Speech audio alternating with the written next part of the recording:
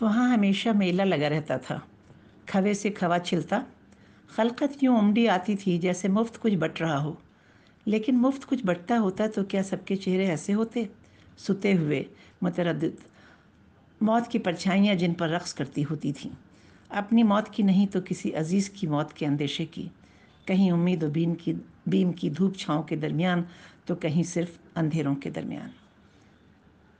وہ نوجوان لڑکی اپنی خوبصورت آنکھوں میں ایک کربناک کیفیت لیے بڑے صبر کے ساتھ کرسی پر بیٹھی اپنا نام پکارے جانے کا انتظار کر رہی تھی۔ اس کے بغل والی کرسی پر کسی نے رومال ڈال کر اپنی جگہ محفوظ کر دی تھی۔ میں یہاں بیٹھ جاؤں؟ اچانک وہ سوال، جو گرچہ نہایت ملائمیت اور شائستگی کے ساتھ کیا گیا تھا، اس کی سماعت پر ہتھوڑے کی طرح پڑا۔ چونکنے کے باوجود وہ خاموش رہی۔ اس کے ریشے ریشے میں ایک سن ہو جانے والی کیفیت سمائی ہوئی تھی۔ سوال دوبارہ دہرایا گیا، اس مرتبہ بڑی نرمی کے ساتھ، اس کے شانے پر ہاتھ رکھ کر۔ اس لمس کی ایک زبان تھی، گونگی زبان، جو اس لڑکی کے وجود میں اترنے میں کامیاب رہی تھی۔ لڑکی نے آنکھیں اٹھائیں۔ سوال کرنے والی عورت عمر میں اس سے خاصی بڑی تھی، کوئی 40 کے پیٹے میں یا شاید اس سے بھی کچھ زیادہ۔ بیٹھ جائیے، اس نے رسان سے کہا، یہاں ایک صاحب بیٹھے ہوئے ہیں، آئیں گے تو بیٹھ جائیے گا۔ بڑی عورت رومال سرکا کر بیٹھ گئی۔ ہال ایئر کنڈیشن تھا، لیکن بھیڑ کی وجہ سے اس کا تاثر کم ہو گیا تھا۔ پسینے اور دواؤں کی بو الگ رچ بس گئی تھی۔ عورت کو محسوس ہوتا تھا اس بڑے کمرے میں ایک اور بے نام مہک ہوا کرتی ہے جو سب سے الگ ہوتی ہے۔ اتنی عمر گزار لینے کے باوجود اس نے پہلے کبھی ایسی مہک نہیں سونگھی تھی، دبے پاؤں آتی موت کی مہک۔ آج بھی ایک اسٹریچر سرکا کر دیوار سے لگایا ہوا تھا۔ اس پر پڑا ایک شخص گویا اپنی آخری سانسیں گن رہا تھا۔ اس کے جسم میں کئی دوائیں داخل کی جا رہی تھیں۔ پاس ہی ایک عورت اسٹریچر کی پٹی پکڑے کھڑی تھی۔ دونوں بہت غریب، بے حد مسکین۔ یقیناً یہ مہک ان کے پاس سے آ رہی تھی۔ عورت جب جب اپنی باری پر یہاں آئی تھی، اس طرح کوئی نہ کوئی اسٹریچر اسے ضرور دکھائی دیا تھا۔ کبھی ادھر ادھر پہنچایا جاتا، کبھی دیوار سے لگا کر کھڑا کیا ہوا، اور اسے ہر بار یہ خیال آتا تھا کہ ایسی حالت میں تو آرام سے مرنے دیا جائے تو بہتر ہے۔ اتنی اذیت کے بدلے چند سانسیں دے کر کیا ملتا ہے؟ فضا میں موت کے قدموں کی چاپ یوں سنائی دیتی ہے جیسے کوئی تھکا ہوا دل آہستہ آہستہ کانوں میں آ کر دھڑک رہا ہو۔ گھٹن ناقابل برداشت تھی۔ رومال رکھ کر جانے والا بھی ابھی نہیں آیا تھا۔ دوسرے کی سیٹ پر قابض ہونے کے خفیف سے احساس جرم کے ساتھ وہ عورت وہیں بیٹھی تھی۔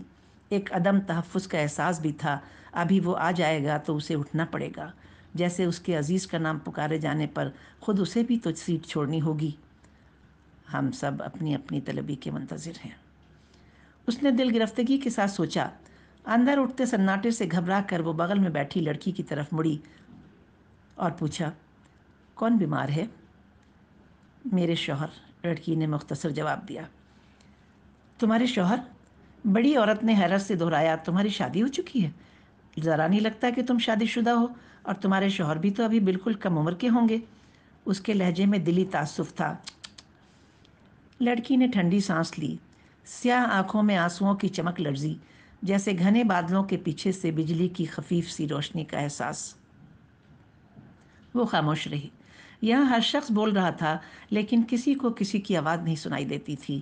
دلوں میں سناٹا پسرا پڑا رہتا تھا، بے کراں اور لامتناہی۔ بیک وقت موجود اس سناٹے اور شور کے درمیان ڈے کیئر وارڈ کے دروازے پر کھڑا باوردی گارڈ کبھی کبھی آواز لگاتا۔ وہ لوگوں کے نام پکارتا تھا۔ کسی کے مریض کی کیمو تھراپی مکمل ہو چکی ہوتی تو اس کے کاغذات لے کر اسے واپس لے جانا ہوتا۔ کسی کے لیے جگہ خالی ہوئی ہوتی تو مریض کو لے کر اندر پہنچانا ہوتا۔ کیمو کے درمیان بھی کبھی ساتھ آئے نگراں کی ضرورت پڑ جایا کرتی تھی۔ ذرا کی ذرا گارڈ کی کرخت آواز باقی آوازوں پر حاوی ہو جاتی، پل بھر کو سناٹا چھا جاتا، پھر انتظار کر رہے ہراساں لوگوں میں سے باری آ جانے والا شخص ہڑبڑا کر اٹھتا۔ روکیا خاتون، روکیا خاتون، مائک کھڑکھڑایا تھا۔ لمبی داڑھی اور ملگیجے کرتے والا ایک نہایت تھکا تھکا سا شخص چوکنا ہو کر ادھر ادھر دیکھنے لگا۔ حلیے بشرے سے آس پاس کے کسی دیہات سے آیا ہوا لگتا تھا۔ اعلان کے بعد گارڈ نے چند لمحوں کا توقف کیا اور اس کے بعد باہر آ گیا۔ اس نے مائک اپنے اسٹول پر چھوڑ دیا تھا۔ روکیا خاتون کون ہے؟ بھیڑ کے درمیان گھس کر اس نے زور سے آواز لگائی۔ جلدی کیجیے، آپ لوگ پکارنے پر دھیان نہیں دیتے، دوا شروع ہونے میں دیر ہوتی ہے۔ گو اس کی آواز تیز تھی لیکن لہجہ نرم تھا، نرم اور ہمدرد۔ اسی ہسپتال کے دوسرے شعبوں میں وارڈ بوائے اور نرسیں اتنے نرم خو نہیں تھے۔ ایک مرتبہ دواؤں اور پرہیز کی وضاحت کر دینے پر بات سمجھ میں نہ آئے اور مریض دوبارہ پوچھ بیٹھے تو خاصے ناراض ہوتے تھے۔ ارے کیا ہم صرف تمہارے لیے نوکری کر رہے ہیں؟ اتنے لوگ اور جو انتظار کر رہے ہیں ان کا کیا ہوگا؟ ایک مرتبہ ایک شخص کہہ بیٹھا، میڈم اتنی دیر تک ڈانٹنے سے اچھا تھا کہ ایک بار اور سمجھا دیتی۔ نرس نے اسے تیز تیز نظروں سے گھورا اور آگے بڑھ گئی۔ وہ بیچارہ ایک ایک کو پکڑ کر پوچھنے لگا کہ کتنی بار دوا کھانی ہے اور دوبارہ انجیکشن لینے کب آنا ہے۔ بہت دیر بعد ایسا شخص مل سکا جو پڑھا لکھا بھی تھا اور مہربان صفت بھی۔ ویسے کئی پڑھے لکھے ایک نظر ڈال کر اس لیے بھی آگے بڑھ گئے تھے کہ کام کے دباؤ پر نسخہ لکھنے والے ڈاکٹروں کی گھسیٹی ہوئی جناتی تحریر پڑھ لینا سب کے بس کی بات نہیں ہوتی۔ لیکن اس شعبے کے ڈے کیئر کا عملہ نہایت نرم خو اور خلیق تھا۔ سب جانتے تھے کہ یہاں جو آیا ہے اس کا ٹکٹ کٹ چکا ہے۔ بس دو پاٹوں کے بیچ پس رہے چنے کے دانوں میں سے کوئی ہی بچ نکلے گا اور لوگ کہیں گے، ہاں بھائی جا کو راکھے سائیاں۔ ارے سائیاں کو رکھنا ہی ہے تو اس مرض میں مبتلا کیوں کرتے ہیں؟ گود میں بڑی بڑی آنکھوں اور زرد چہرے والی 3-4 برس کی لاغر بچی کو لیے وہ شخص اٹھ کھڑا ہوا۔ شاید ہم ہی کو کہہ رہے ہیں، رقیہ خاتون کو بلا رہے ہیں۔ ہاں یہی، چلیے جلدی کیجیے۔ گارڈ نے بچی کی طرف پیار سے دیکھا۔ اس شخص نے تیز تیز چلتے ہوئے بچی کے ساتھ ساتھ ہاتھ میں پکڑی فائل سنبھالی۔ ہڑبڑائی ہوئی رفتار کے باوجود بچی کا منہ چوما، پھر وہ بدبدایا، پتہ نہیں کیسے کیسے نام بولتے ہیں گارڈ جی، ہماری سمجھ میں ایک بار بھی نہیں آیا۔ سسٹر ناراض ہوں گی، ٹائم کھوٹا ہو رہا ہے ان کا۔ کیسی چھوٹی سی معصوم بچی ہے، بڑی عمر والی عورت پھر بولی۔ کچھ لوگ دکھ میں خاموش رہتے ہیں، کچھ بول بول کر جی ہلکا کرنے کی کوشش کرتے ہیں۔ وہ عورت فطرتاً خاموش طبیعت تھی لیکن اب باتونی ہو گئی تھی۔ اسے لگتا تھا خاموش رہی تو کلیجہ پھٹ جائے گا۔ نوجوان لڑکی سر نیچا کیے بیٹھی تھی، اس نے پھر آنکھیں اوپر اٹھائیں۔ میری بیٹی بھی اتنی ہی بڑی ہے، اس کی آواز میں آنسوؤں کی کھنک تھی۔ ارے رے، کس کے پاس چھوڑ آئی ہو؟ ماں کے پاس چھوڑ دیا ہے، دوسرے شہر میں رہتی ہیں، یہاں ان کی وجہ سے ٹھیک سے دیکھ بھال نہیں ہو پا رہی تھی۔ بچی بالکل رل رہی تھی۔ ایسا لگا جیسے اجنبی دیار میں جہاں نفسی نفسی کا عالم تھا، ایک غیر متوقع ہمدرد کی موجودگی نے لڑکی کے ضبط کا باندھ توڑ دیا اور اس کی گونگی زبان بھی بول پڑی۔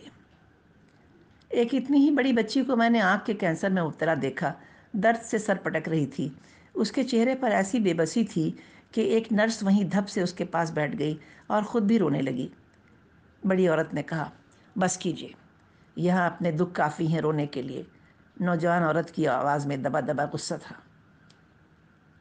ٹھیک کہہ رہی ہیں، ہمیں آپ کو یہ سب نہیں سنانا چاہیے، بڑی عورت نے کہا اور خاموش ہو گئی۔ نوجوان لڑکی کو کچھ افسوس ہوا، آخر اس کا بھی تو کوئی نہ کوئی بیمار ہے، عمر میں اس سے بڑی بھی ہے، اس طرح جھڑک کر نہیں بولنا چاہیے تھا۔ جو وہ بتا رہی تھی، اس طرح کے نظارے تو آنکھوں کے سامنے روز آتے رہتے ہیں۔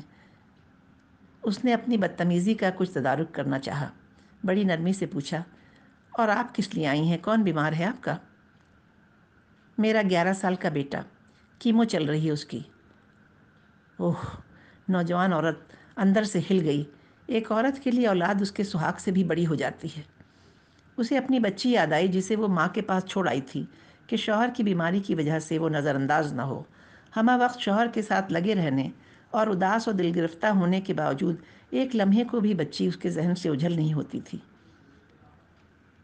آپ کے پتی؟ اس نے بات جاری رکھنی چاہی۔ بچے کے ساتھ ہیں، ابھی باہر لے گئے ہیں، ہم لوگ سویرے 7 بجے ہی آ گئے تھے، معلوم ہوا 12 بجے کے بعد نمبر آئے گا۔ دونوں کے درمیان ایک گہری خاموشی نے پیر پسار دیے، ہال آوازوں سے گونجا کیا۔ پھر بڑی عورت نے ہی خاموشی توڑی۔ وہ ہماری اکلوتی اولاد ہے، بڑی منت مرادوں کے بعد پیدا ہوا، دوا کر کر کے ہار گئے تھے، سارے پیر فقیر سنت اولیاء بھی منا لیے، بالکل مایوس ہو چکے تھے، تبھی اچانک 12 برس بعد اوپر والے نے ہماری گود بھر دی۔ مگر کیوں؟ کس لیے؟ شاید یہ جتانے کے لیے کہ اس کی مرضی نہ ہو تو اس سے ضد کر کے کچھ نہیں مانگنا چاہیے۔ بے اولاد ہونے کا دکھ تو اس دکھ سے بہتر تھا۔ نوجوان عورت پھر اندر سے ہل گئی۔ ایک اولاد، وہ بھی شادی کے 12 برس بعد، اللہ امین کا بچہ۔ بڑی عورت خاموش نہیں ہوئی تھی، اس کی بات جاری تھی۔ ہم سخت ویجیٹیرین تھے، انڈا تک ہمارے گھر نہیں آتا تھا۔ ڈاکٹر نے کہا لڑکے کو پروٹین زیادہ دینے ہیں۔ ہم نے اسے نان ویج کھلانا شروع کیا، ایک آدھ بار ہوٹل سے لائے، لیکن پھر سوچا ڈاکٹر نے انفیکشن سے خبردار کیا ہے، اس لیے ہم نے گھر ہی میں بنانا شروع کر دیا۔ اولاد کے لیے ہم نے دھرم اٹھا کے طاق پہ رکھ دیا۔ اب ہمارے گھر کے اندر انڈا مرغا سب بن رہا ہے۔ کوکری کلاس جوائن کر کے یہ سب بنانا سیکھا۔ طرح طرح کی ڈشیں بناتے ہیں، اپنے ہاتھ سے تھالی پروستے ہیں، ہاتھ سے نوالا بنا کر منہ میں دیتے ہیں، شوق سے کھاتا ہے۔ جتنے دن ہو سکے اس کی سیوا کا سکھ تو پالیں۔ اس کی آواز میں اب کوئی تاثر نہیں تھا۔ اس کا غم شدت کی اس انتہا کو پہنچ گیا تھا جہاں سب کچھ شونیہ میں گم ہو جاتا ہے۔ کھرکھراتی ہوئی آواز میں تبھی اس نے اشارہ کرتے ہوئے کہا، وہ رہے باپ بیٹا۔ 12:15 بج رہے ہیں، اب نمبر ضرور آ جائے گا۔ میرا بچہ، میرا غریب معصوم بچہ، ہر 3 ہفتے پر تکلیف اٹھاتے ہیں، ڈاکٹر کہتے ہیں 50-50 چانسز ہیں۔ نوجوان عورت نے اس کی طرف دیکھا۔ دیکھنے میں ذرا نہیں لگ رہا تھا کہ بچہ بلڈ کینسر کا مریض ہے۔ گورا چٹا مزے کے ڈیل ڈول والا، بس آنکھوں میں زردی کھنڈی ہوئی تھی اور سر گھٹا ہوا تھا۔ کیمو تھراپی کے رد عمل سے بال گر جانے پر بہت سی عورتوں تک نے سر منڈوا کر اسکارف باندھے ہوئے تھے۔ نوجوان عورت نے گلے میں کچھ پھنستا محسوس کیا اور پلک جھپکا کر دوسری طرف دیکھنے لگی۔ اسی وقت مائک پھر کھڑکھڑایا اور گارڈ نے کچھ کاغذات پر نظر دوڑاتے ہوئے آواز لگائی، اکھل، اکیل، اوہ اکھل، اکھل، اکھل کے گھر والے آ جائیں۔